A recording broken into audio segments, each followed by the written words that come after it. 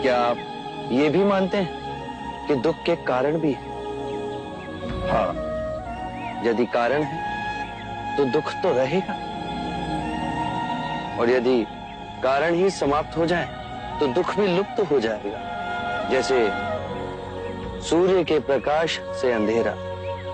आप सुनी सुनाई बातें नहीं कहते,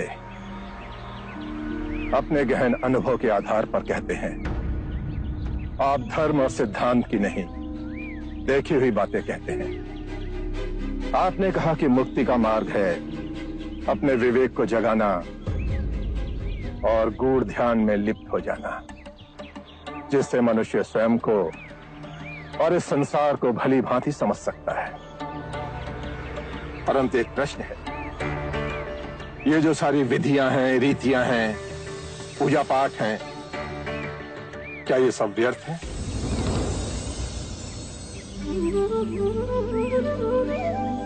यदि कोई व्यक्ति इस नदी के दूसरे किनारे पर जाना चाहे तो वो क्या करे? यदि जल गहरा नहीं है तो वो चलकर जा सकता है, और यदि जल गहरा है तो वो नाव की सहायता से जा सकता है या स्वयं तैरकर जा सकता है। यदि वो चलना ना चाहे और ना ही तैरने को तैयार हो और ना ही नाव ले जाने को तैयार हो, और वो कहे कि मैं प्रार्थना करता हूं इस नदी का दूसरा किनारा स्वयं चलकर मेरे पास आ जाए, तब तो ऐसे व्यक्ति को मूर्ख कहेंगे, महामूर्ख।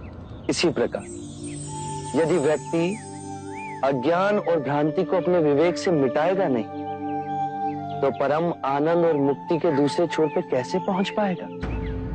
चाहे वो पूजा करे या अनुष्ठान या व्रत करे या किसी नीति पर चले, वो इस किनारे ही रहेगा।